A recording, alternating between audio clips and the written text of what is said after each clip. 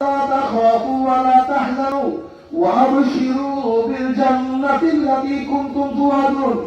এ আল্লাহর বান্দা বান্দিয়া তো সাধনা করিয়া এত চেষ্টা করে কোন জান্নাত কামাই করছো, ওই যে সেই জান্নাত, ওই জান্নাত দেখার সাথে সাথে আল্লাহ বলে মুমিন বান্দা বান্দি পাগলের মতো পাগলের মতো জান্নাতের রুহটা দৌড় মারবে, কখন যে শরীরে রুহ হইয়া যাইবে আল্লাহর মুমিন বান্দা বান্দি কোন কিছু চালু করতে পারবে না।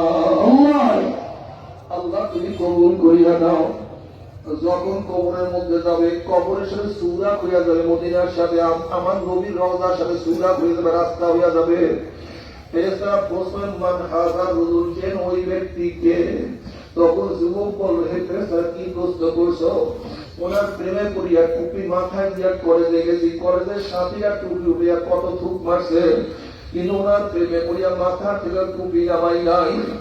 ওনার প্রেমে পড়িয়া দাঁড়িয়ে কি স্ত্রী চলিয়া গেছে, স্ত্রী তো আটকা করে দেখলো দাঁড়িয়ে মনে পচলা রয়ে যায়।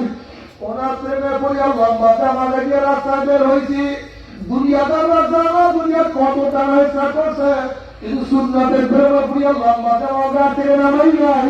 বলে আমার নবী জনাব মুহাম্মদুর রাসূলুল্লাহ সাল্লাল্লাহু আলাইহি ওয়াসাল্লাম ওলি আমার নামে গাদিও সাদাকাতি, আমার বান্দা সত্য কথা বলছে।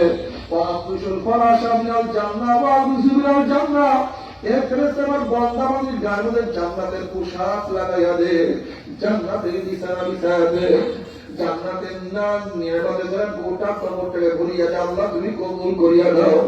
কিন্তু আমার বেনমাজি বাবারা, এ হারাম করির দলেরা, এ দুনিয়াদারের পাগলেরা, আল্লাহ নাফরমান বদমাশ বেঈমান যখন মৃত্যু খেয়ে পড়িয়া যাবে, আল্লাহ ফেরেশতারে এই নাফরমান নামাজ কাজা করিয়া রোজা ছাড়িয়া দিয়া বেপরদা জেনার মধ্যে লিপ্ত হইয়া দুনিয়ার ক্ষমতার পাগল হইয়া কোন জাহান্নাম কামাই করে খবরদার, ওই জাহান্নাম না দেখাইয়া রূপ বোধ করবি না।